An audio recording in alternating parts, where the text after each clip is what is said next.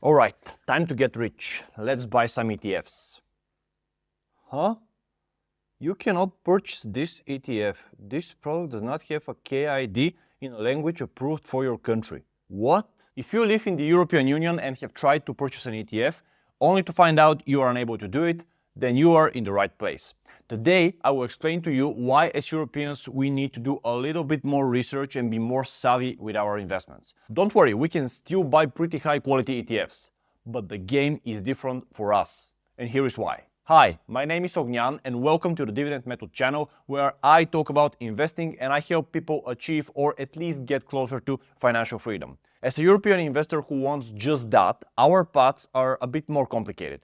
If you have been researching stuff about investing even for a bit, you have probably heard the term ETF. It stands for Exchange Traded Fund and is basically a basket of companies arranged according to a certain criteria. It could be the biggest 500 companies in the USA, the highest 100 dividend-paying companies in France, etc., etc. The funds are thousands and the filters and strategies are endless. ETFs are great for all kinds of investors, both advanced and beginners, because they offer instant diversification and spreading of the risk compared to investing in just 1 or 5 or even 10 companies. And if you know anything about ETFs, then it is possible that you have researched some funds to invest in and came across names like SPY, which is the S&P 500 ETF, or QQQ, which is the Nasdaq 100 ETF, or even dividend ETFs like SEHD, etc. And you might have thought to yourself, those are very popular. Let's invest in them. Yeah, been there and had that feeling. Years ago, when I wanted to add ETFs to my investing portfolio, I researched a bunch of funds which were considered popular according to some financial websites, read some books and was ready to start investing in them. However, it took me some time to realize what was going on and why I, as a European Union citizen, could not buy them. And then I came across two terms that ruined the day for me: UCITS and KID.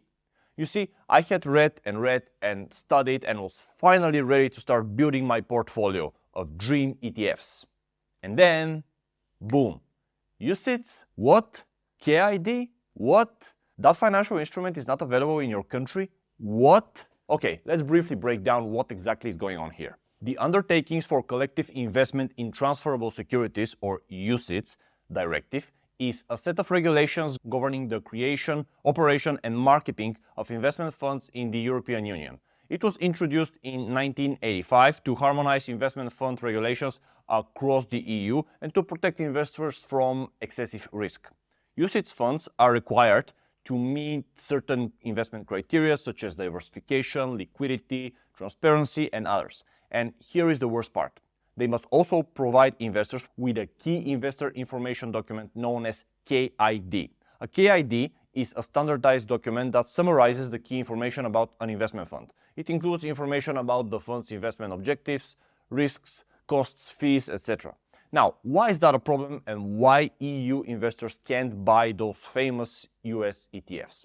Because US ETFs are not UCITS compliant. That means that they do not meet the investment criteria set out by the UCITS directive, and most importantly, they don't have the KID document. Since they don't have that document and they are not compliant, no EU citizen is allowed to invest in these ETFs. Why? For our protection, of course. Thank you, Brussels. The UCITS directive has had a significant impact on EU investors, limiting our access to a wider range of investment opportunities. This can make it more difficult for an EU investor to diversify our portfolios and may even force us to take on more risks, which is exactly the opposite of the goal of the directive.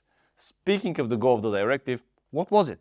As I said, of course, to protect European investors from fraud, excessive risks, etc. No one is arguing that this is a good thing. However, as many times with EU lawmakers, they just went too far in that direction.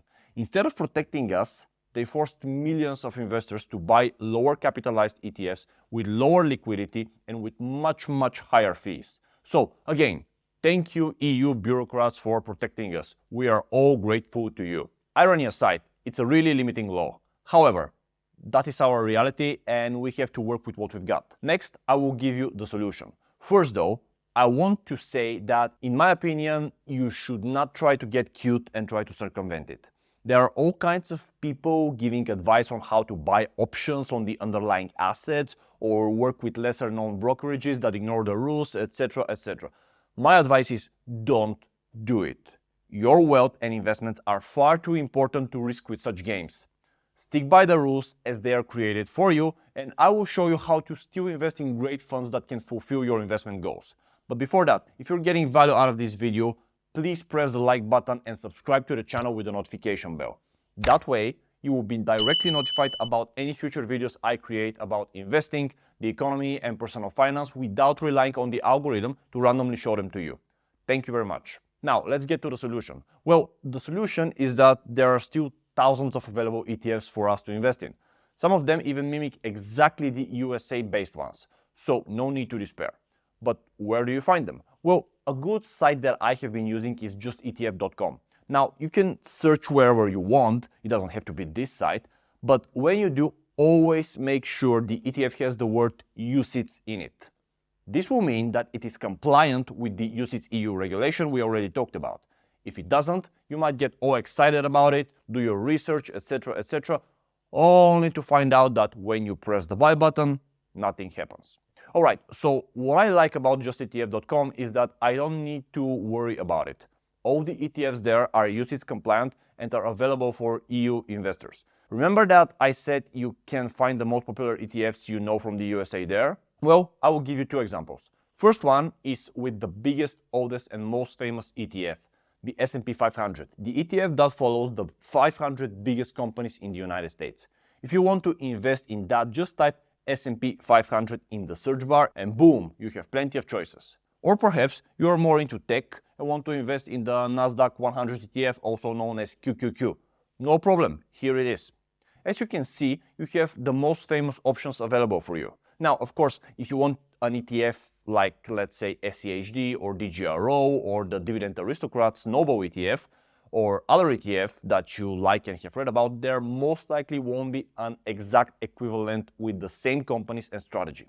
Because of that, especially for dividend-focused investors, you need to be more creative and also learn how to search for the appropriate ETFs, but that's topic for another video. By the way, speaking of searching, filtering, and choosing ETFs for Europeans, if you are a more income, or let's call it a dividend-focused investor who wants to create passive income, then I have a whole module inside my dividend method program where I show EU investors how to search and filter UCITS compliant ETFs and how to rank them.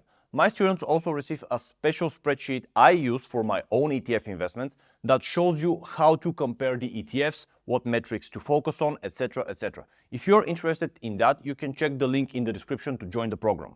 With that said, let me know in the comments if you have been struggling as a European investor with this and if that information was helpful to you. I personally read and reply to every comment I get. And before you go, make sure you check this video from my channel to continue with your investing education. Thank you for watching, and I will see you there.